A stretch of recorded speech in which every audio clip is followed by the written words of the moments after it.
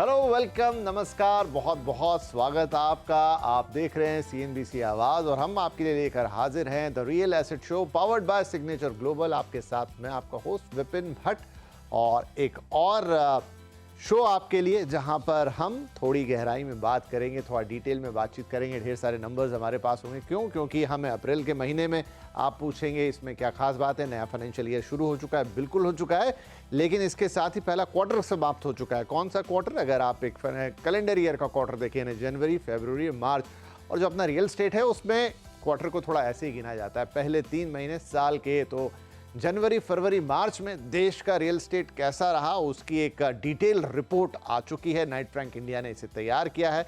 Definitely बातचीत होगी इसके ऊपर। अब ये रिपोर्ट क्या कहती है उसकी थोड़ी सी झलक आपको हम दे देते हैं। रिपोर्ट बेसिकली बात करती है कमर्शियल यानी ऑफिस स्पेस की और रेजिडेंशियल यानी आपके हमारे घरों की। कमर्शियल ऑफिस स्पेस में बहुत शानदार ये रहे 3 महीने। करीब 2.77 मिलियन स्क्वायर फीट का स्पेस लीज आउट हुआ है, जो पिछले साल के इसी 3 महीनों से करीब 6% ज़्यादा है। और GCCs जैसा अभी धूम मचा के रखी, उन्होंने 48% करीब उनके हिस्से गया है। और ऐसे बहुत सारे डिटेल कुल मिलाकर देश का जो ऑफिस स्पेस है या कमर्शियल रियल एस्टेट है उसमें जोरदार बूम या धूम चालू है। अब बात आती है आपके हमारे घरों की।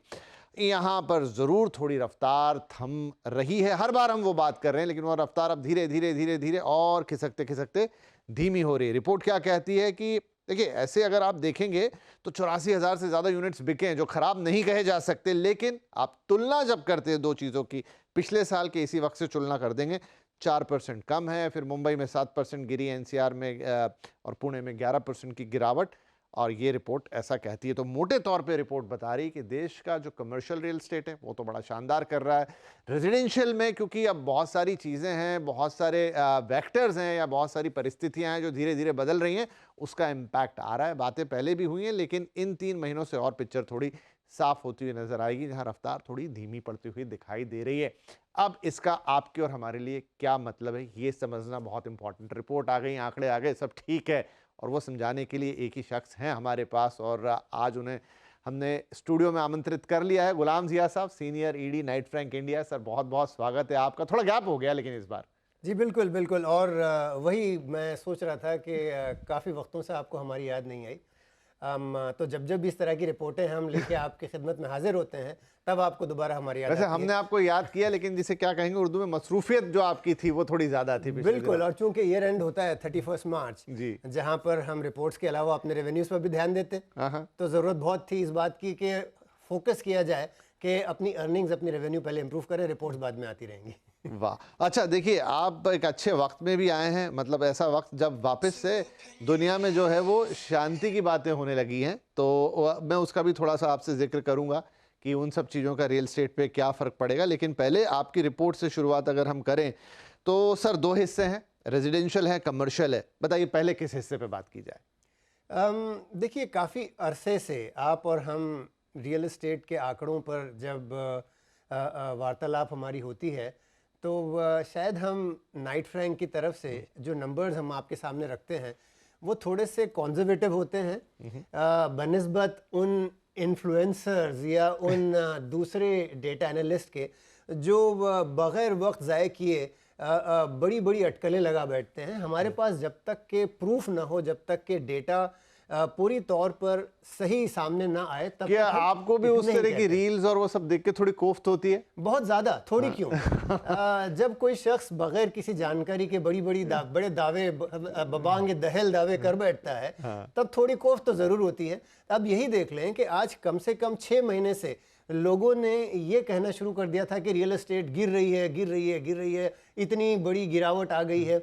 इस बार पहली दफ़ा वो नंबर जो हम आपकी खिदमत में लेके हाजिर हुए हैं, पहली दफ़ा इस तरह का ट्रेंड दिखा रहे हैं कि अब थोड़ा सा नेगेटिव होना शुरू हुआ है। ठीक है। और हमारा चूंकि अब सारा फोकस इसी बात पे रहता है कि जब तक नंबर्स ना कहें, हम हमारे गट फील पर आपके सामने किसी भी तरह की अटकलें लगाना पसंद नहीं करते। जो दुनिया के सारे लोग आज से कम 6-7 महीने, 3-4 क्वार्टर से ये कहना शुरू कर चुके हैं कि रियल एस्टेट गिरना शुरू हो गया, अब जाके उसका संकेत क्लियर, साफ और शफाफ अब दिखने लगा है।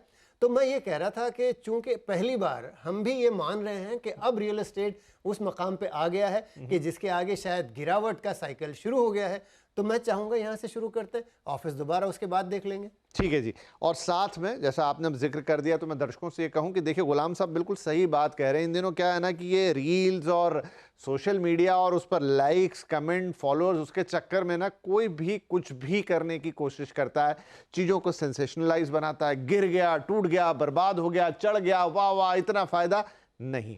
फैक्ट्स और नंबर पे विश्वास कीजिए, ऑथेंटिक चीज़ों पे विश्वास कीजिए। इसीलिए सीएनबीसी आवाज़ पे, मुझे नहीं पता इस वक्त आप ये शो हमारे सोशल मीडिया हैंडल पे देख रहे हैं, यूट्यूब पे देख रहे हैं, या फिर हमारे टीवी पे, क्योंकि तीनों ही जगह आपको ये देखने को मिलता है।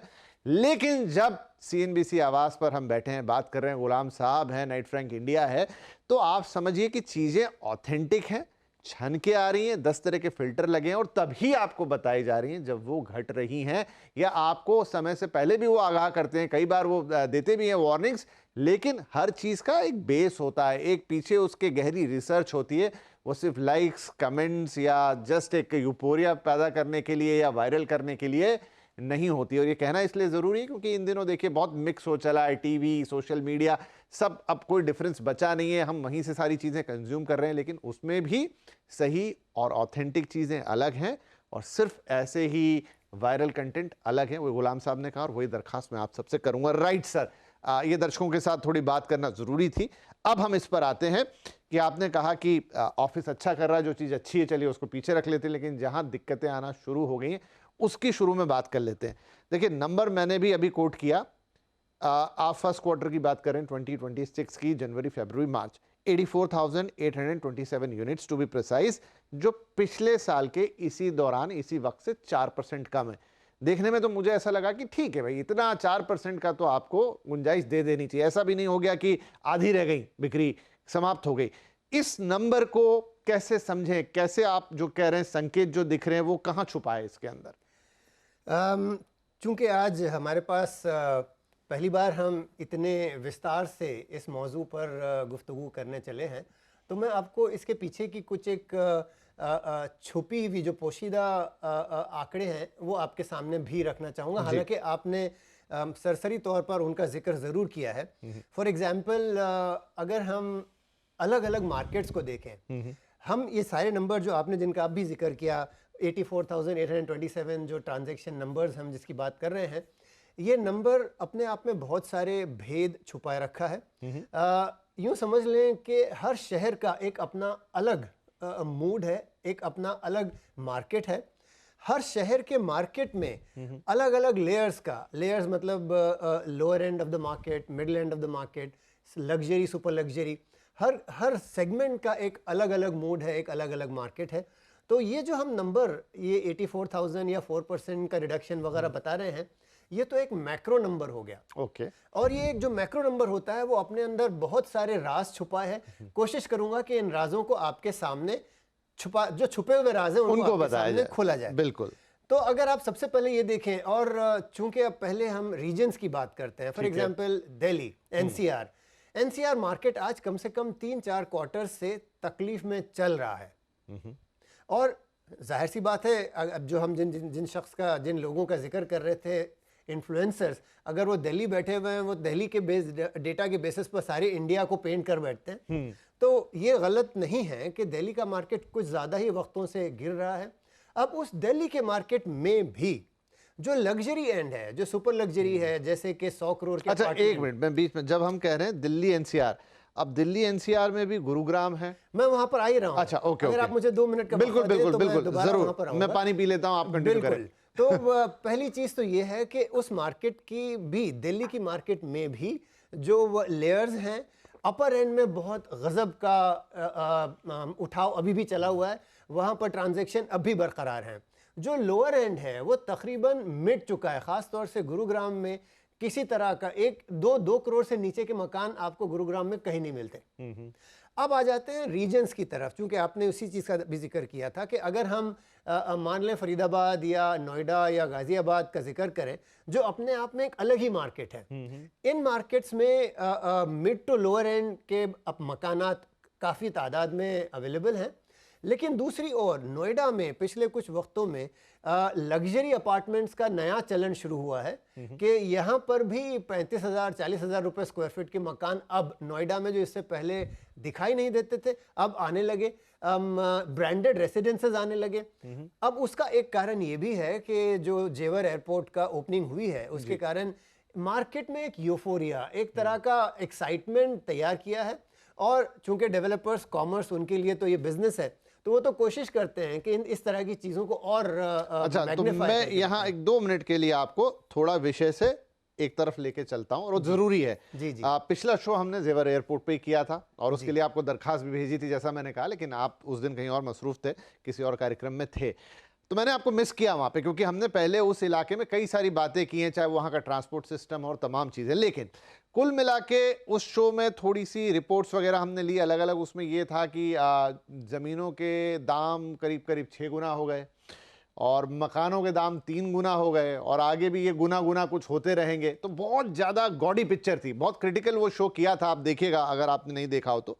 कोशिश की थी मैंने पूछने की, लेकिन जो भी जवाब आया उसमें भी एक्सपर्ट्स ही थे अलग अलग, लेकिन थोड़े से दिल्ली स्पेसिफिक एक्सपर्ट थे। तो निश्चित है, आपने कहा ना, वो जो थोड़ा एक्साइटमेंट रहता अपनी जगह को लेकर, वो दिख रहा था।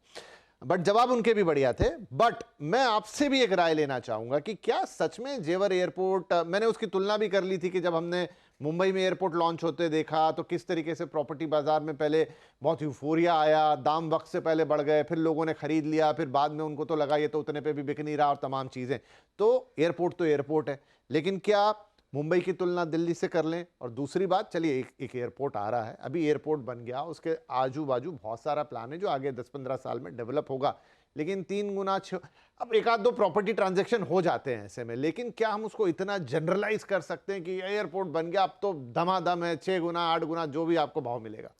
यही इसी चीज़ का मैं आपके सामने पहलू रख रहा था जब आपने मुझे टोका इस पर, कि एक तरह की पिक्चर पेंट की जाती है और ये वेस्टेड इंटरेस्ट है। जो लोग इस इलाके में अपना बिजनेस कर रहे हैं, जो लोग इस इलाके में लैंड बैंक लिए बैठे हैं, तो वो जो यूफोरिया अगेन, और जिसके लिए आपको इन्फ्लुएंसर्स की आवश्यकता होती है, तो ये ज़रूरत इस बात की फील की जाती है। और ये चीज़ तो खैर सोशल मीडिया वगैरह तो आज की बात है, लेकिन चाहे इससे 20-25 साल पहले शमशाबाद एयरपोर्ट हैदराबाद का, बेंगलोर एयरपोर्ट, ये कई सारे एग्जाम्पल्स हमारे सामने मौजूद हैं। पनवेल का तो अब हम देख रहे हैं, लेकिन ये पनवेल का एयरपोर्ट जो इस समय मिला है, कम से कम 25 साल से उसकी गुफ्तगू चल रही है। 25 सालों से वो इस तरह की कहानियां चल रही हैं कि लैंड वैल्यूज बढ़ गई, फलाना ठिकाना।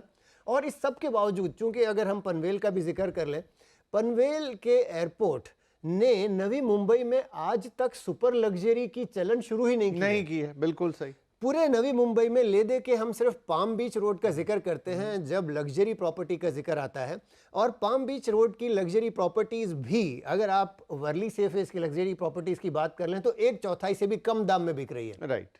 तो ये कह देना कि किसी एयरपोर्ट के आने से रियल एस्टेट में सारे का सारा माहौल बदल जाएगा, हर चीज़ आसमान छूने लगेगी, और लग्जरी, मैं तो यही समझना चाह रहा हूँ कि भाई ये कहाँ का थ्योरी है कि अगर आप एयरपोर्ट के आसपास मकान बनाओगे तो सारे जो अमीर लोग हैं वो अपने मकान छोड़ के एयरपोर्ट के आसपास रहने लगेंगे? ये सवाल खड़ा होना आवश्यक है। और चूंकि ये सारी चीज़ें कहीं ना कहीं वेस्टेड इंटरेस्ट से ताल्लुक़ रखती हैं, तो वो एक तरह का आर्टिफिशियल इकोनॉमिक डर्थ क्रिएट की जाती है कि अगर आपने ये मकान नहीं खरीदा तो कल ये 2 गुना 6 गुना हो जाएगा, तो वो fear of missing out, FOMO वगैरह क्रिएट करने की कोशिश। तो ये सारा जो माहौल बनाया जाता है उसके पीछे वेस्टेड इंटरेस्ट है। इसकी एग्जाम्पल्स दुनिया भर की मौजूद हैं। तो मैं वहीं पर आ रहा था कि चूंकि अब बात हो रही है एनसीआर मार्केट की, उसमें नोएडा में सडनली लग्जरी प्रॉपर्टीज़ का जिक्र आने लगा। लग्जरी प्रॉपर्टीज़ वहाँ भी अच्छी बिक रही हैं, क्योंकि हर जगह, अभी आप मान लें, आप मुंबई में फॉर एग्जांपल, मैं ओशिवरा में, गोरेगांव में रहता हूँ। एक वक्त था जब मेरे पास 1 BHK अपार्टमेंट था, पर जब मेरे पास पैसे आए, जब मेरे पास इफ़रात ज़र हुई, तो मैंने कोशिश की बेहतर अपार्टमेंट। 2 ऑप्शन, या तो मैं साउथ मुंबई की तरफ कूच करूं, या फिर मेरे जहां इलाके में रहता हूं वहीं पर लग्जरी प्रॉपर्टी ढूंढूं। तो ये चीज़ जो पिछले 10-15 सालों में हुई है कि लग्जरी प्रॉपर्टीज़ का रिक्वायरमेंट तकरीबन हर जगह होने लगा है जी। जैसे अगर मुंबई में साउथ मुंबई, दिल्ली में साउथ दिल्ली, बेंगलुरु में MG रोड वगैरह, वो सारी चीज़ें पुरानी हो गई। अब अच्छी प्रॉपर्टीज़, लग्जरी प्रॉपर्टीज़ शहर के अलग अलग मकामात पर बनने लगी हैं, और उस चीज़ ही का जिक्र चल रहा है इस समय कि अब हम जो नंबर्स देख रहे हैं वो लग्जरी प्रॉपर्टीज बिक रही हैं, काफ़ी रफ्तार से बिक रही हैं। लोअर एंड वाली प्रॉपर्टीज़ का बिकना काफ़ी हद तक श्रिंक हो चुका है, उसके ऊपर हम थोड़ी देर से आएंगे। अफोर्डेबल हाउसिंग अपने आप में एक बहुत बड़ा मौजू है। तो ये जो दिल्ली का मार्केट है वो अपने आप में कई राज पोशीदा है उसमें, जिसको मैंने खोलने की कोशिश की। इसी प्रकार चाहे मुंबई में आ जाएं, चाहे दिल्ली बेंगलोर में चले जाएं, एक चीज़ जो उभर के आई है जिसका आपने भी सरसरी तौर पे तज़किरा किया, वो ये कि सर्दर्न मार्केट्स जैसे बेंगलोर, चेन्नई, हैदराबाद, इन मार्केट्स में अब भी पॉजिटिव ट्रेंड बना हुआ है। आप जो नंबर्स का जिक्र कर रहे थे, इन तीनों मार्केट्स में कहीं 11%, कहीं 5%, कहीं 7% मार्केट ऊपर उठी है। ओके। तो जब नॉर्थ की मार्केट बुरी तरह से बिखर रही है, उसका शिराजा बिखर रहा है, साउथ की मार्केट्स बेहतर कर रही हैं। अब उसके क्या पीछे क्या रीज़न है, जब हम ऑफिस मार्केट की तरफ कूच करेंगे तब उस पर भी गौर किया जाएगा। लेकिन ये जो नंबर्स हैं, जब हमने कहा 4%, 4% क्वार्टर ऑन क्वार्टर, अगर ईयर ऑन ईयर देखें, पहला क्वार्टर वन विज़ेवी 2025 का क्वार्टर वन विज़ेवी 2026 का, तो जो 4% की गिरावट है वो अपने आप में बहुत सारे राज छुपाए हुए हैं और उन सब राजों को पूरी तरह समझना आवश्यक है, वरना फिर आप और हम भी इन्फ्लुएंसर्स की तरह गुफ्तगू करने पे मजबूर हो जाएंगे। नहीं, वैसा बिल्कुल नहीं होगा। तो आप इस बीच एक छोटा सा वाटर ब्रेक ले, मैं दर्शकों को एक नंबर्स का थोड़ा सा सिलसिलेवार और चीज़ें बता देता हूं, क्योंकि उसी पे फिर आगे हम बातचीत करेंगे। एक मोटा नंबर्स तो हमने आपको बताया। अच्छा, अब ये कहती है कि सप्लाई ज़्यादा है और बिक्री कम है। क्वार्टर वन में 2026 में 94,855, 95 पकड़ लीजिए, इतने यूनिट लॉन्च हुए, 95,000।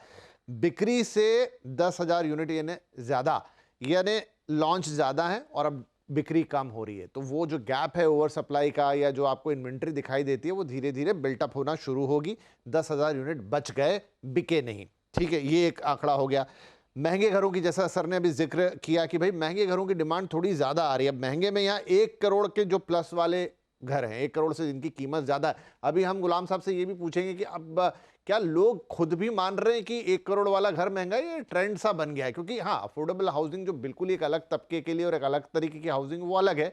लेकिन जो जनरल मार्केट है, जहाँ प्राइवेट डेवलपर्स बनाते हैं और एक मिडिल क्लास का बंदा लेता है, अब क्या उसको 60-70 लाख में कहीं कुछ मिलता है, या उसने भी मान लिया कि भाई मेरे को 1 करोड़ के नीचे प्रॉपर्टी मिलेगी नहीं, इसलिए नंबर बड़ा आता है? समझेंगे उनसे। तो 1 करोड़ प्लस वाले घरों की बिक्री 11% बढ़ी है। 1 से 2 करोड़ वाला जो सेगमेंट है 10% की ग्रोथ दिखा रहा है। 2 से 5 करोड़ वाला 17% की ग्रोथ दिखा रहा है। मतलब नंबर से देखें तो जितना महंगा घर उतनी ज्यादा ग्रोथ वहां पर। हाँ, हालांकि बेस छोटा होता है तो शायद वो ग्रोथ बड़ी दिख रही होगी। और 2 से 50 करोड़ वाला घर, गुलाम सर 80% का उछाल, मैं गलत ग्राफिक तो नहीं बन गया? बिल्कुल नहीं, बिल्कुल नहीं।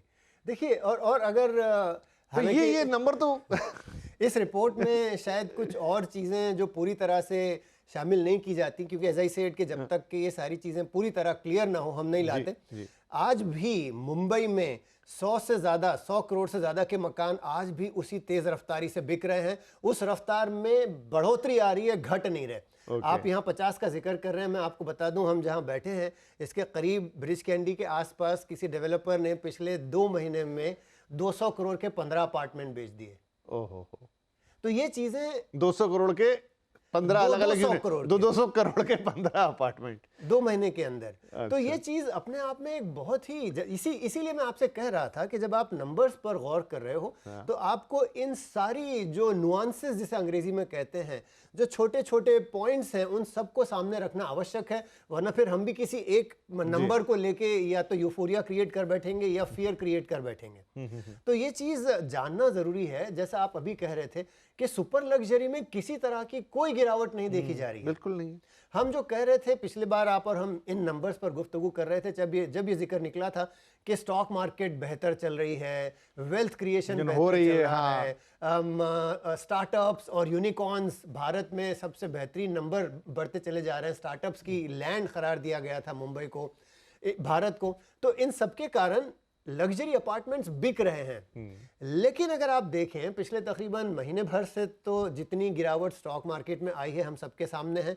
शायद आज थोड़ा सा हालात सुधरे हैं, पर कब दोबारा बिगड़ जाएं कोई नहीं जानता। बिल्कुल। और दूसरी तरफ जो एक अपने वेल्थ को प्रोटेक्ट करने का सेंस अब वहां पर भी आ गया है कि अगर मैं 200 करोड़ का अपार्टमेंट लेने वाला था, शायद मैं उससे डिफर कर दूं या रोक दूं, उस फैसले पे ना अभी अराइव करूं, कि शायद वो 200 करोड़ कल मेरे बिजनेस में ज्यादा काम आ जाए। तो वो हालात इतनी तेजी से बदले हैं, इसके बावजूद भी अभी भी एक और चीज होती है जिसे इनर्शिया कहते हैं इंग्लिश में, कि अगर आप दौड़ लगा रहे हो तो आपको रुकने में थोड़ा समय तो वक्त लगता है। लगेगा, राइट। तो वो जो लेग इफेक्ट है, शायद वो लेग इफेक्ट अब भी हमारे साथ है कि इतनी तेज रफ्तारी से हम दौड़ चले हैं कि अब रफ्तार रेस खत्म होने के बाद भी शायद हम 100-200 मीटर दौड़ते चले जाएंगे। तो शायद ये वो वाला दौरानिया, वो अरसा चल रहा है कि जिसमें रफ्तार अब भी बढ़ी हुई है। तो शायद अगले क्वार्टर में एक अलग पिक्चर दिखाई दे, वो भी अगर इसी सूरत में कि जो मिडिल ईस्ट में चल रहा है उसमें कोई अब तक के अगर रेजोल्यूशन ना मिले तो शायद एक क्वार्टर के बाद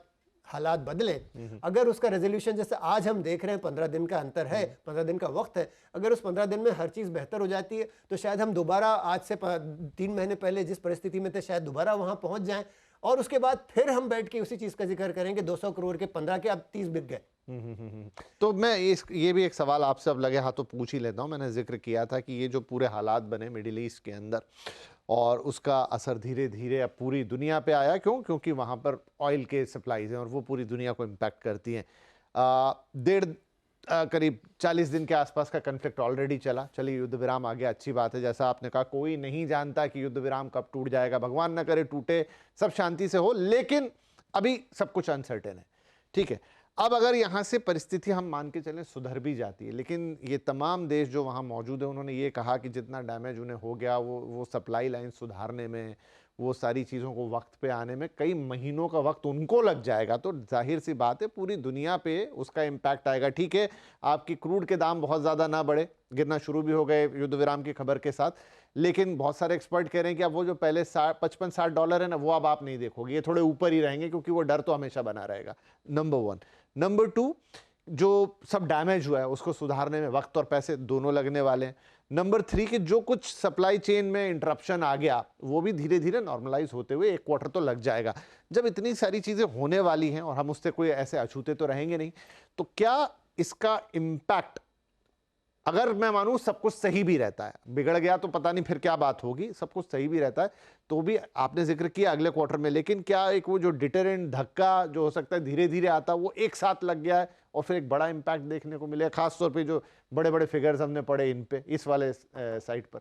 नहीं, देखिए इसमें एक और चीज़ जो गौरतलब है वो ये है कि जैसे ही जिक्र निकलता है NRIs का, उस पर एक अलग ही चर्चा दोबारा शुरू हो जाती है, जो शायद आपके फहरिस्त में होगा वो भी, कि अटकलें लगाना फिर शुरू हो गए लोग कि अब NRIs जो जिनको वहाँ पर तकलीफ हुई वो भारत में आके मकान खरीदेंगे। जी जी जी। तो ये वाला जो एंगल है ना वो अपने आप में और ज़्यादा तकलीफ दे है, क्योंकि वंस अगेन इसमें कोई डेटाबेस नहीं है, कोई प्रूफ नहीं है, बस अजम्पशंस हैं, अटकलें हैं, सारी की सारी महज अजम्पशंस हैं, और उसकी वजह से फिर मार्केट में एक अलग तरह का या तो फोमो क्रिएट किया जाता है या किसी तरह का एक्साइटमेंट क्रिएट किया जाता है।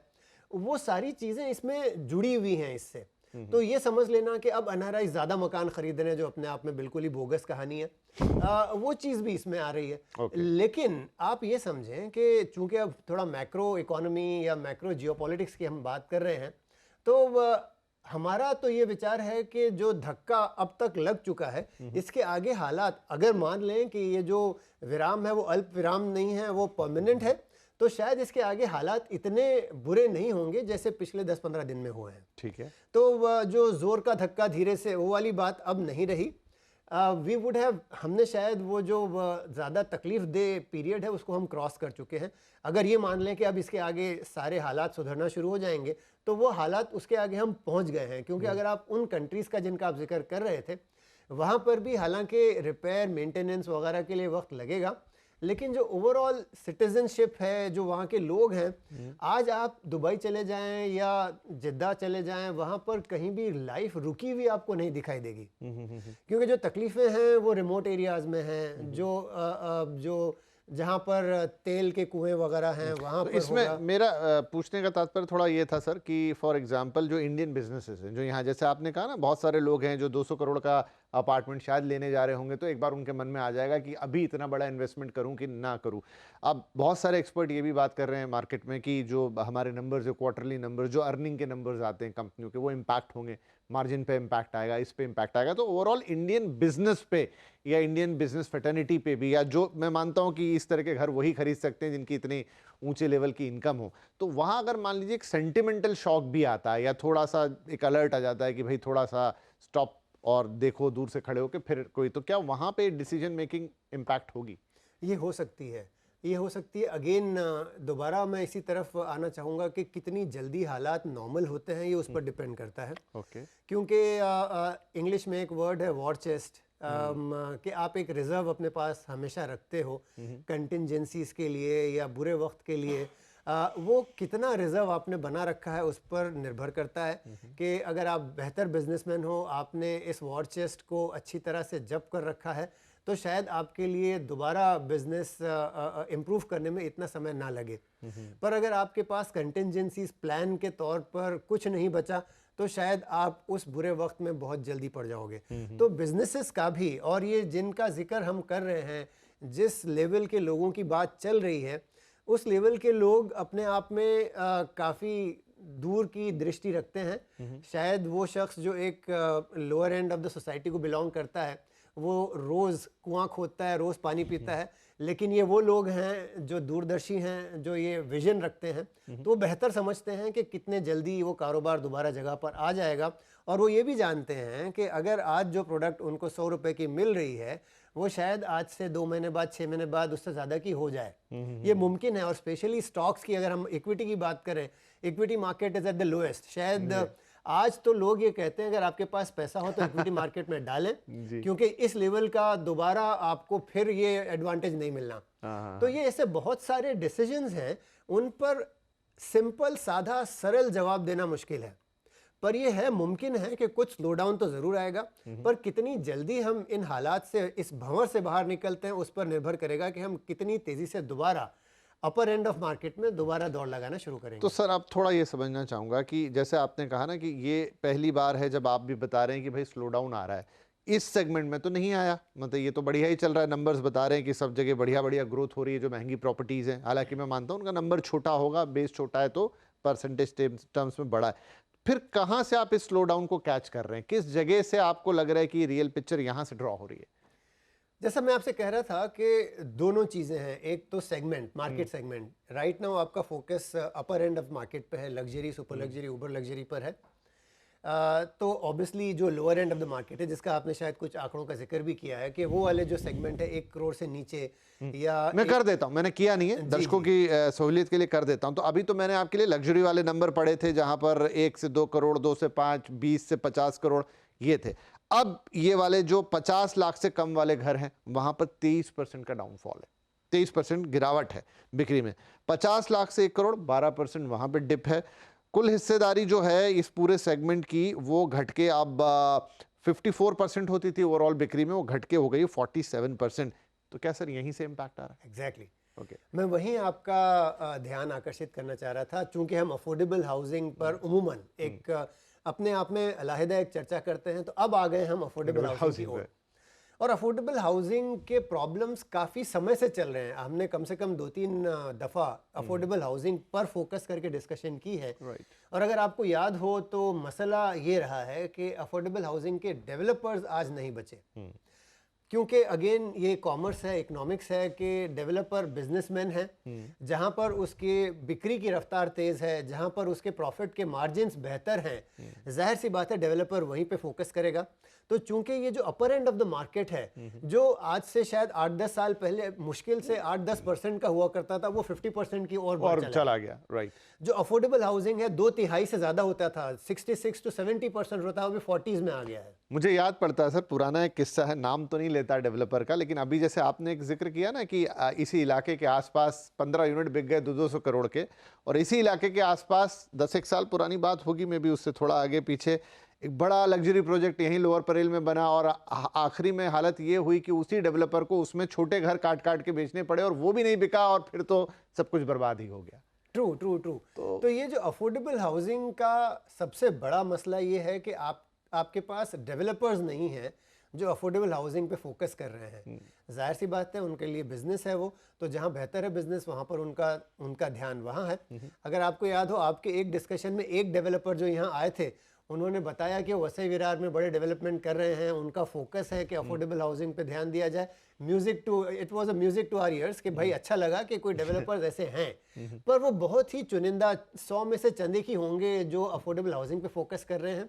और यही कारण है कि पहले तो सप्लाई श्रिंकेज बहुत ज़्यादा हुआ अफोर्डेबल हाउसिंग में। पिछले कुछ वक्तों में चूंकि नई सप्लाई नहीं आ रही है, तो आप खरीद के क्या खरीदोगे, बल्कि वहाँ पर तो ज़्यादा उल्टा मसला शुरू हो गया कि कम होने के कारण वहाँ पे प्राइस ज़्यादा तेज़ी से बढ़ने लगे हैं, क्योंकि वही जो 100 अपार्टमेंट के लिए पहले 70 खरीदार होते थे, अब उन 100 अपार्टमेंट के लिए 150 खरीदार हैं। तो सर मुझे एक बात बताइए, डेवलपर मेंटेलिटी क्या है? मतलब देश में हर तरह का डेवलपर है, कुछ बिल्कुल luxury, ultra luxury, uber luxury बनाते हैं, स्पेशलाइजेशन है उनका, कुछ मिड सेगमेंट बनाते हैं, कुछ तो अफोर्डेबल ही बनाते थे। तो क्या इस दौरान जब ये हवा चली तो जो लोग का कोर सेगमेंट अफोर्डेबल या मिड सेगमेंट था वो भी उससे हट गए, या उनको वो मार्जिन्स नहीं मिल रहे थे तो उन्होंने फिर कुछ पीछे हाथ खींच लिया, हुआ क्या? बिल्कुल, देखिए, निम्बल फुटेड, हम अंग्रेजी में ये लफ्ज़ इस्तेमाल करते हैं निम्बल फुटेड, मतलब जहाँ अगर बहुत ही वाहियात सी हिंदी इस्तेमाल करूँ तो थाली का बैगन कि जहाँ पर आपका कारोबार बेहतर है आप वहाँ लुढ़कते चले जाओगे। और ये चीज़ इवन कॉर्पोरेट डेवलपर्स में देखी गई है। ओके। कि biggest of the corporate developers के नाम, मैं नाम इंडिविजुअली नाम नहीं लेना चाहता, लेकिन हर आज से कुछ 20-25 साल पहले तकरीबन हर कॉर्पोरेट डेवलपर ने अपना अफोर्डेबल हाउसिंग का, हाउसिंग फॉर ऑल का एक सेपरेट चैप्टर शुरू किया, सेपरेट कंपनी शुरू की। एक एक करके सब बंद हो गए। एक भी नहीं है। जितने आपके जो नामचीन डेवलपर्स रहे हैं, जो वेल नोन डेवलपर्स हैं, जिन्होंने अफोर्डेबल हाउसिंग में बहुत सारा काम किया है, धीमे धीमे सब बाहर आ चुके हैं। और ये सबसे बड़ा मसला है कि अब जो अफोर्डेबल हाउसिंग कर रहे हैं उनकी क्रेडिबिलिटी इतनी अच्छी नहीं है कि लोग बिल्कुल एब्सोल्यूट रिलैक्स होकर वो मकान खरीद लें। वो माहौल अब बचा नहीं है। तो वहाँ पर पहले तो प्रेशर भी ज़्यादा है कि चूंकि बिक्री कम हो रही है, और ओवरऑल सेक्टर, दूसरी चीज़ जिसका जिक्र करना भी बनता है वो ये है कि पिछले कुछ दिनों में कॉस्ट ऑफ कंस्ट्रक्शन काफ़ी ऊपर चला गया है। तो और इसका सबसे ज़्यादा इम्पैक्ट वो लोअर एंड ऑफ मार्केट में ही होता है, डेवलपर को भी सप्लाई साइड और ख़रीदार को भी डिमांड साइड। वो यूं कि ख़रीदार वो है जिसके पास शायद 5% भी एक्स्ट्रा निकालने के लिए जेब में गुंजाइश नहीं है, और बिल्डर वो है जिसके पास अगर 5% भी कॉस्ट ऊपर चली जाए तो उसका सारा हिसाब किताब बर्बाद। अब वो कोशिश करेगा कि दाम बढ़ाए जाएं, लेकिन अगर उसने मकान बेच दिया तो जो खरीद चुका है वो तो ज़्यादा एक्स्ट्रा पैसे देगा नहीं। तो बहुत जल्दी वहाँ पर वो हालात पैदा हो जाएंगे कि वहाँ प्रोजेक्ट ख़राब होना शुरू हो जाएंगे, क्योंकि वो डेवलपर ऐसे हैं जिनके डीप पॉकेट्स नहीं हैं, जो ज़्यादा स्प्रेड नहीं है, और दूसरी चीज़ छोटे डेवलपर हैं, 20-25 यूनिट्स वाली बिल्डिंग बना रहे हैं, तो उनके लिए इस कॉस्ट को अब्जॉर्ब करना बहुत कठिन है, और वो खरीदार भी। तो ये जो सबसे ज़्यादा इम्पैक्ट आती है, अब चाहे आप होम लोन की दरें अगर बढ़ जाएं, कॉस्ट ऑफ कंस्ट्रक्शन बढ़ जाए, इस तरह का कोई भी मसला हो, जॉब लॉसेज हो, सबसे पहले लोएस्ट सेगमेंट पे असर पड़ता है। जॉब लॉसेज से एक सर सवाल पूछना ही चाहता था और आपने शब्द ले ही लिया। जिस तरीके से आईटी सेक्टर पे इम्पैक्ट हो रहा है, ओरेकल की कहानी सामने है, उससे पहले और आईटी या टेक्नोलॉजी से जुड़ी हुई कंपनियां, एआई का प्रवेश, और वाकई में अब तो लग रहा है कि वो सिर्फ कहने सुनने की बातें नहीं रह गई, रियल इम्पैक्ट आ रहा है। एक बार में 30-30 हज़ार, 40-40 हज़ार लोगों की छटनी, वो भी मिड लेवल के जो 40-45 साल की उम्र के हैं, अपने करियर के पीक पे हैं या ऑलमोस्ट पीक के आसपास हैं। वहाँ पर मैं तो कोई स्टोरी भी पढ़ रहा था कि this is a new trend कि आप 40 वाला फिगर देख के अब बाहर का रास्ता दिखा रहे हैं, व्हाटएवर। तो इतना इम्पैक्ट अगर आ रहा है, और ये जो आईटी सेक्टर है या टेक्नोलॉजी कंपनीज हैं, ये तो एक जो मिडिल क्लास थी इंडिया की है, जो घर खरीदने वाली मिडिल क्लास, बहुत सारे तो लोग उन्हीं को ध्यान में रख के वो 1-2 करोड़ वाले सेगमेंट में घर बनाते थे। बेंगलोर में, हैदराबाद में तो वही फोकस होता है।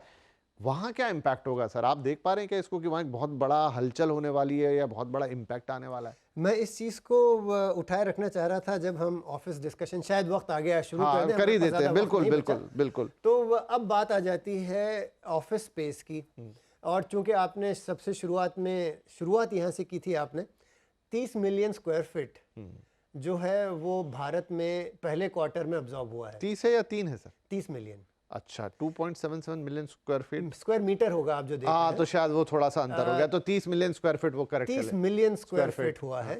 पिछले पूरे वर्ष में हमने कुछ 75-78 मिलियन स्क्वायर फीट किया था। हो सकता है इस बार हम 100 के करीब पहुंच जाएं। पिछले वर्ष क्वार्टर 1 में यही 28 मिलियन था, जो अब के 30 मिलियन हो गया। मतलब यहाँ पर बढ़ोतरी है। ये 6% बढ़ोतरी हुई है ऑफिस स्पेस अब्जॉर्प्शन में। अब चूंकि इसका जिक्र मैंने यहाँ पर इस कारण से निकाला कि आप जॉब लॉसेस की बात कर रहे थे, आपको अंदाजा होना चाहिए कि जो 30 मिलियन स्क्वायर फीट है, ये कम से कम, जहां पर आप इस दफ्तर का अगर आप गौर करो, ये जो दफ्तर नया लिया गया है, इसमें कम से कम 30 से 40 हजार नई जॉब्स क्रिएट हुई हैं। ओके, सिर्फ इस क्वार्टर में। यहां पर आकर मैंने थोड़ा सा थोड़ी देर के लिए मैंने वक्फा लिया था ताकि ये चीज अब्जॉर्ब किया जाए। आप ये समझें कि ये 30-35 हजार तो डायरेक्ट जॉब क्रिएट हुई हैं उन दफ्तरों की वजह से जिसका हमने अभी जिक्र किया है जी।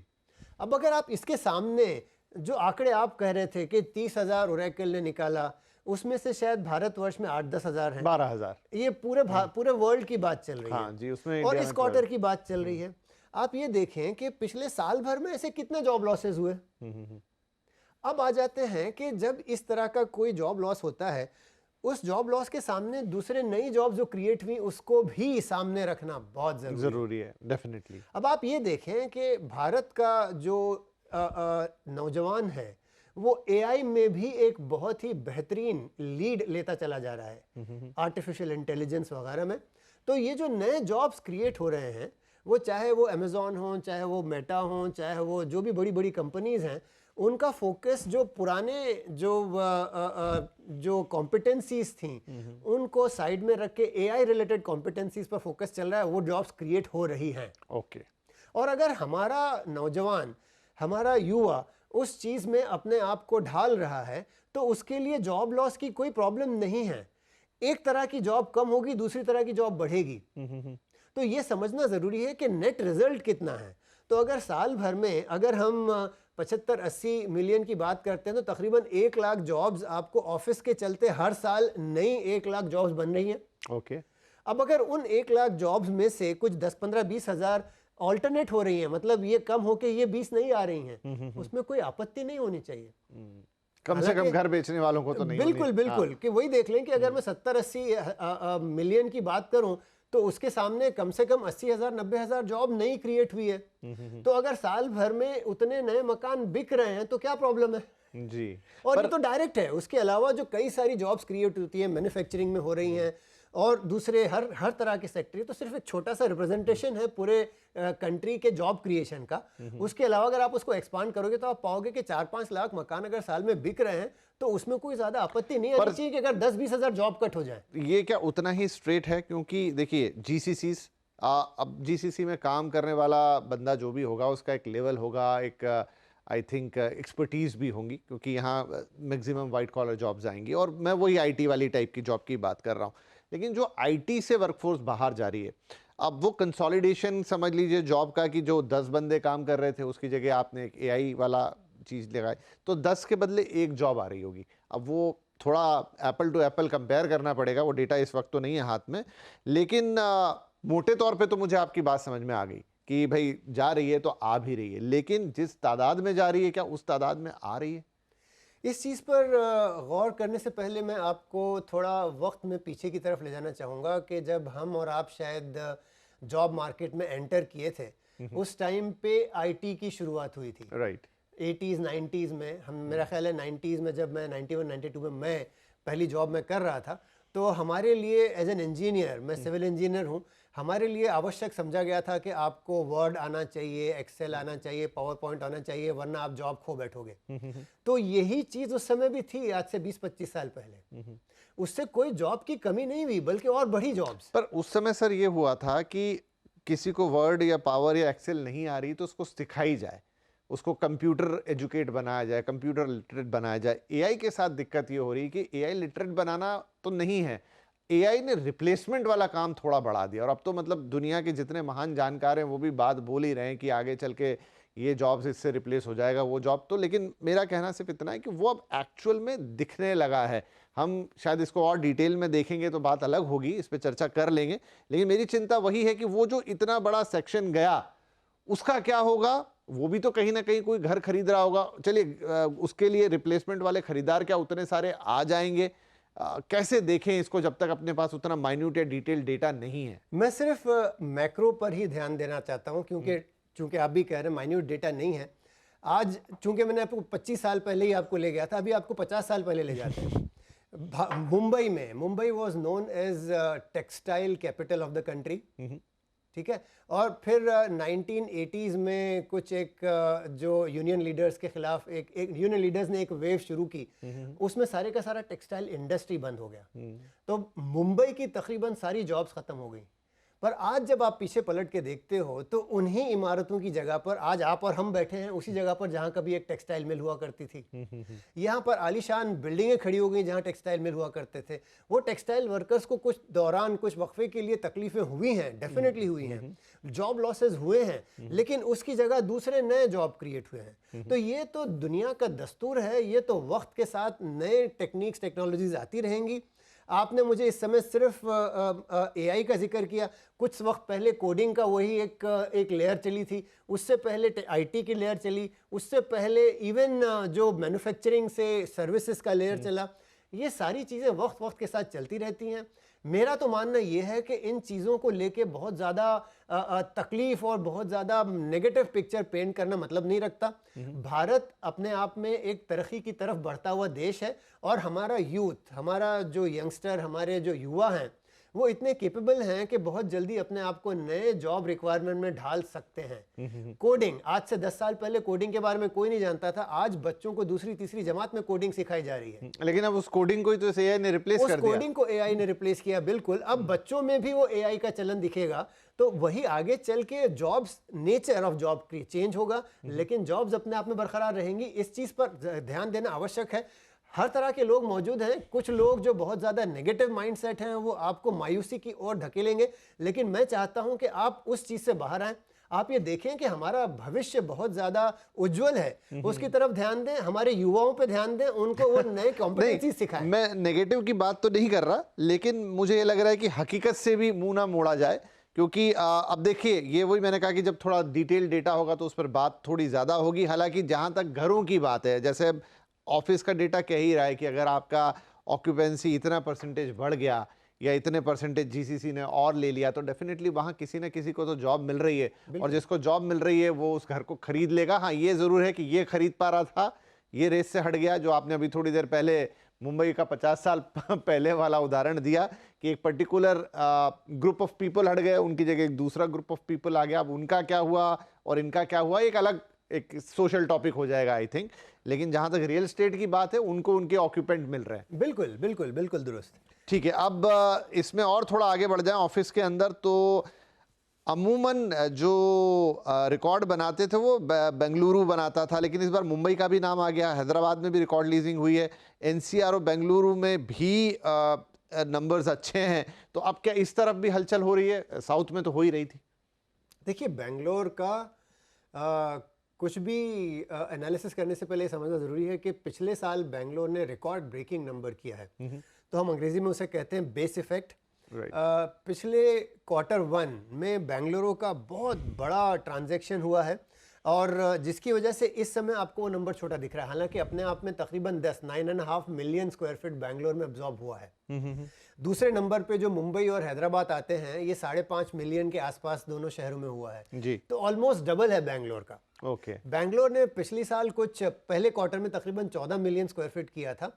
तो ये जो अंतर हमें दिख रहा है, जो गिरावट दिख रही है, वो केवल इसलिए कि पिछली बार बहुत बड़ा नंबर उन्होंने, और क्वार्टर अपने आप में एक ही है, इसके आगे 3 और क्वार्टर्स हैं। तो ये नंबर्स तो धीमे धीमे देखिए, अब जैसे फॉर एग्जांपल मैं एक बड़ी आईटी कंपनी हूँ या एमएनसी हूँ, मुझे आज अच्छा दफ्तर मिल गया तो मैं इंतजार नहीं करूंगा कि Q2 में ही मैं साइन करूं। अगर मुझे मिल गया तो Q1 में मैंने साइन कर लिया। तो अक्सर ये बल्किंग हो जाती है, किसी एक क्वार्टर में ज्यादा डील्स हो जाती हैं। लेकिन अगर आप पूरा लॉन्ग चारों क्वार्टर इकट्ठा देखें तो आपको वो नॉर्मल होता हुआ दिखाई दे रहा है। तो बेंगलोर इस समय केवल इस वजह से उठकर आ रहा है कि पिछले Q1 में बहुत बड़ा ट्रांजेक्शन हुआ था। उसके एवज आप मुंबई फॉर एग्जाम्पल, अगर मुंबई का जिक्र करें, मुंबई के लिए 5 करोड़ एक क्वार्टर में क्रॉस करना ये हिस्टोरिक बेस्ट है, तारीखी नंबर है। चाहे वो हैदराबाद हो या मुंबई में, ये हिस्टोरिकली हाई नंबर्स हैं। तो हम मुंबई जैसे जगह पर 5 मिलियन एक क्वार्टर में हो जाना, अगर आप ये समझ लें कि साल भर में 10, 12, 15 मिलियन, पिछली बार मुंबई 10 मिलियन साल भर में नहीं कर पाया, थोड़ा 10 मिलियन से कम हुआ, इस बार एक क्वार्टर में 5 मिलियन के ऊपर तो ये कोई खास कारण? देखिए अगेन जैसा मैं आपसे कह रहा था कि जो ऑफिस जिनको ऑफिस दरकार है, उनको जैसे डील अच्छी मिल जाती है वो साइन करते हैं, वो क्वार्टर 1 क्वार्टर 2 का जिक्र नहीं करते। तो ये हुआ है कि बहुत सारी डील जो शायद पिछले साल होनी थी, चंद एक डील्स थोड़ी सी सरक गई, चंद एक दिन आगे चलेगी, तो इस क्वार्टर में आ गई। उसके अलावा बहुत ज़्यादा इस पर गौर करने की ज़रूरत नहीं है। बस ये है कि अपने आप में मुंबई ने एक बेहतरीन क्वार्टर देखा है ऑफिस मार्केट का, और ये मुंबई और बेंगलुरु, ये दो ऐसे, मुंबई और हैदराबाद का हिस्टोरिक बेस्ट नंबर है, पर बेंगलुरु भी या एनसीआर भी पीछे नहीं है। इनके नंबर्स बेहतर हैं, लेकिन पिछले साल के मुकाबले में थोड़े से कम हैं। तो इस वजह से उनका जिक्र नहीं हो रहा, वरना हर जगह अच्छा ट्रांजैक्शन हुआ।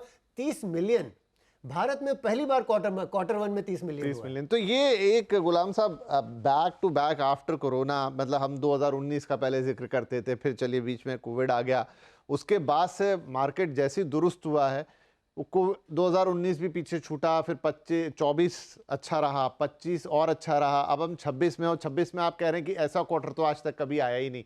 तो ये जो स्टेप बाय स्टेप इतना ज़्यादा हमें ऑफिस स्पेस में पूरा इतना जोरदार लीजिंग दिख रहा है, इसको क्या माने कि क्या दुनिया की तमाम कंपनियों को अब हिंदुस्तान दिख रहा है? जो आप इनसोर्सिंग वाली कहानी हमेशा बताते हैं जीसीसी के उसमें, कि अब इंडिया इनसोर्सिंग का बड़ा हब बन गया है, तो ये इसकी जो अभी शायद शुरुआती तस्वीरें, इसलिए इतनी बात नहीं होती, आगे चल के हमको इसकी बहुत बड़ी पिक्चर देखने को मिलेगी और इसके बहुत बड़े पॉजिटिव इम्पैक्ट भी देखने को मिलेंगे।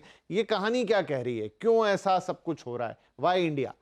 देखिए ऐसा है कि शायद इस पर भी, जहाँ तक मुझे याद आ रहा है, बुढ़ापा तारी हो रहा है, शायद डेटा में भूल रहा हूँ, पर आप और हम इस मौजू पर भी गुफ्तगू बात तो कर चुके हैं कि भारत चंद महीनों पहले भारत का overall office space 1 billion square feet cross कर गया है ना? ये नंबर शायद आप और हम डिस्कस कर चुके हैं शायद। ये जो हम 100 मिलियन इस समय कह रहे हैं, 80 मिलियन, 90 मिलियन, ये overall A grade space of this country has crossed 1 billion square feet for the first time a couple of months back. जी। अब अगर आप भारत, वर्ल्ड के, विश्व के जो सबसे बड़े ऑफिस मार्केट्स हैं उनका जिक्र करें, अमेरिका में इससे 6 गुना ज़्यादा है। थोड़ी देर के लिए एब्जॉर्ब करिए नंबर, कि वहाँ अगर 6 बिलियन है, हम 1 बिलियन पर हैं, तो हमारे लिए तो भी बहुत, हमारा मैदान बहुत बड़ा है, हमें बहुत आगे जाना है। अगर हम, जैसे हम जिस चीज़ का हम जिक्र करते रहते हैं कि भारतवर्ष को 30 ट्रिलियन की इकोनॉमी बनना है, हम 5 ट्रिलियन पर या 4 ट्रिलियन पर अगर 1 बिलियन ऑफिस स्पेस पे हम पहुंचे हैं, तो अगर हमें 30 ट्रिलियन की इकोनॉमी तक जाते हुए ये 6 बिलियन तो होगा ही ना।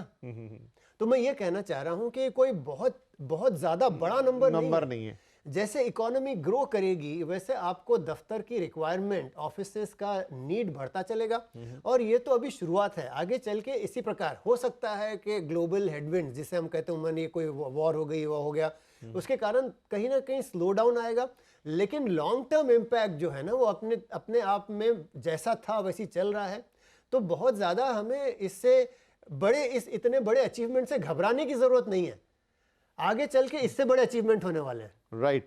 तो गुलाम साहब, कुछ अगर आपकी रिपोर्ट में कहीं जिक्र हो या आपका पर्सनल कुछ एक्सपीरियंस, तो ये कौन सी कंपनियां हैं, किस तरह की कंपनियां, मतलब उससे मुझे आइडिया लगेगा कि इंडिया में आगे ये किस तरह के जॉब प्रोस्पेक्ट देगी, किस तरह की रेजिडेंशियल यूनिट्स पे उसका इम्पैक्ट आएगा, लोगों की लाइफ पे, या जो कंज्यूमर ड्यूरेबल्स बिकते हैं वो कैसे बिकेंगे, तो उससे पूरी इकोनॉमी की एक पिक्चर साफ होगी। कौन लोग हैं ये?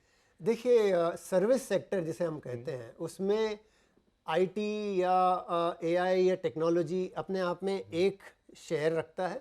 उसके अलावा फाइनेंशियल जो सर्विसेज हैं, वो एक बहुत बड़ा चंक है, जो अब भी भारत में अगर अभी कहीं कहीं जिक्र चल रहा था कि अगर आप यूरोप और अमेरिका के फाइनेंशियल सेक्टर को देख लें, उनमें से शायद 10 से 15% भी अब तक भारत में नहीं आए हैं।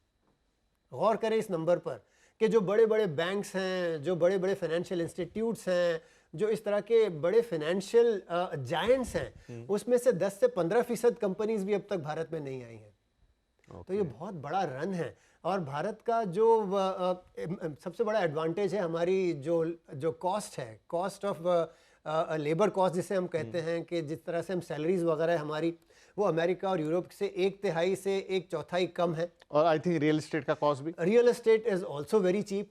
तो अगर आप ओवरऑल देखें तो ये बहुत बड़ा एडवांटेज है। तो जैसे जैसे हमारे कॉम्पिटेंसीज इंप्रूव हो रही हैं, जैसे जैसे हमारे लोग बेहतर ट्रेनिंग, बेहतर एजुकेशन अक्वायर कर रहे हैं, तो सारी दुनिया का भारतवर्ष पे फोकस करना बनता है। तो जो आप जिस जीसीसी का जिक्र कर रहे हैं वो तो अभी I would say scratching the surface, हो तो अभी शुरुआत हुई है। बाकी और कई सारे ऐसे लोग हैं जिनको भारत की इस एक्सपर्टीज का, इस कॉम्पिटेंसी का, इस डोमेन एक्सपर्टीज का अभी तक उन्होंने फ़ायदा उठाना शुरू नहीं किया है। एंड कॉस्ट एडवांटेज, जैसा हमने कहा, चाहे वो लेबर हो, रियल एस्टेट हो, ये तकरीबन आपको 1/4 का कॉस्ट एडवांटेज दे बैठती है। तो आपको तो यहाँ आना ही है। राइट। तो चलते चलते एक छोटी सी चीज़ को हाथ लगा लेता हूँ, क्योंकि दर्शकों के डायरेक्ट काम की होगी। आपने कहा 1 बिलियन अभी हमने क्रॉस किया, 6 बिलियन की क्षमता हम रखते हैं, जो कि होती हुई दिखती है। ऐसे में रीट्स जो इन्वेस्टमेंट का जरिया इस तरह की प्रॉपर्टी में, वो भी यहाँ से बेहतर रिटर्न देने वाली पोजीशन में आएगा, क्योंकि अभी दर्शकों के बीच या निवेशकों के बीच रीट्स आज भी उतना पॉपुलर नहीं है। देखिए, बेहतर अगर आप रिटर्न की परिभाषा पर गौर करें, बेहतर रिटर्न्स ज़रूरी नहीं है कि आपको परसेंटेज वाइज दुगना या उस ऐसे। आपको अगर better asset class, better management मिले जो आपको अश्योरेंस दे। अभी अगर आप ये समझ लें कि कोई दिक्कत होती है इस तरह, जैसे महामारी, ऐसा कोई मसला आता है, तो सारे का सारा आपका इन्वेस्टमेंट चौपट हो जाए। उसके बरखिलाफ कोई ऐसा बेटर मैनेजर है जो इन सारे चीज़ों को समझकर, चाहे आपको हर साल 10-12% ना दे, लेकिन 8-9% की गारंटी देता चले, so that's a better investment. तो लॉन्ग टर्म सस्टेनेबिलिटी पर भी गौर करना बनता है। और रीट्स तो हमने अभी शुरू किया है, मेरा ख्याल है 7-8 ही साल हुए रीट्स को इंडिया में आके। और ओवरऑल जो अगर हम 1 बिलियन का ओवरऑल कर रहे हैं, तो शायद अभी तक हम उसका 15-20% भी हमने रीट्स में आता हुआ नहीं देखा। तो रीट्स की मार्केट भी बहुत बड़ी होने वाली है। और उसी के चलते उसमें अभी काफ़ी सारे इम्प्रूवमेंट्स आ रहे हैं। आपके इन्वेस्टमेंट्स की सिक्योरिटीज़, रिस्क मिटिगेशन, बहुत सारी चीज़ें हो रही हैं। तो जैसे जैसे हमारे रीट्स का इकोसिस्टम इम्प्रूव हो रहा है, तो निवेशकों का भी उसमें इंटरेस्ट बढ़ता चला जाएगा। और उसके बाद आप सिर्फ यही नहीं पूछोगे कि 6% से 7% कौन मुझे देता है, मैं वहाँ जाऊँ, या 7 से 9% की तरफ कूच कर चलूँ, वो नहीं होगा। उसके बाद में बेहतर मैनेजर्स, अच्छे रीट्स, जिसमें आपको चाहे थोड़ा कम भी फ़ायदा मिले, लेकिन लॉन्ग टर्म फ़ायदे का ध्यान जहां आपको हो, तो आप वहां पर जाना पसंद करोगे। और वो माहौल बनता हुआ दिख रहा है इस समय। राइट। तो अभी जैसा मैंने कहा कि सिर्फ टच करूंगा आगे, क्योंकि हमारे ऑफिस स्पेस में इतना पोटेंशियल है और इतना आगे जा सकता है, तो रीट्स नो डाउट इवॉल्व होगी और वो एक बहुत अच्छा जरिया है रियल एस्टेट में निवेश करने का। तो फिर अलग से इस पर बातचीत कर ली जाएगी, गुलाम सर को फिर से आमंत्रित कर लिया जाएगा और कमर्शियल रियल एस्टेट रीट्स पे बात करेंगे डिटेल में, क्योंकि कहानी इतनी सुनहरी दिखाई दे रही है। तो गुलाम साहब, समय आज के लिए समाप्त हो रहा है। बहुत बहुत धन्यवाद आपका, आपने वक्त निकाला और आप आए, आपकी रिपोर्ट को आपने इतनी अच्छी तरह से एक्सप्लेन किया, और इस रिपोर्ट के ज़रिए हमने और भी बहुत सारी दूसरी जो चीज़ें हैं उन पे भी चर्चा कर ली। तो बहुत बहुत शुक्रिया सर। बहुत शुक्रिया सर। हमेशा की तरह आपके साथ जो गुफ्तगू होती है वो कुछ ऐसे ऐसे पहलुओं की तरफ चले जाती है जो उम्मूमन हम जिस पे बोलचाल नहीं कर पाते, और आई थिंक यही इस गुफ्तगू की खासियत है, इसीलिए लोग इसे देखना पसंद करते हैं। बहुत शुक्रिया।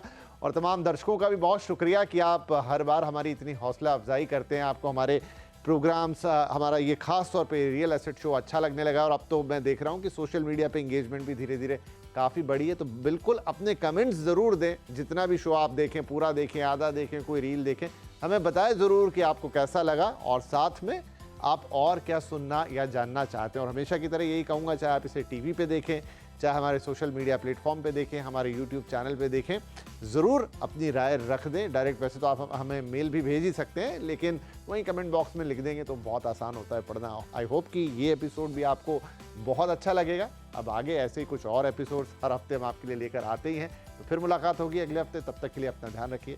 नमस्कार।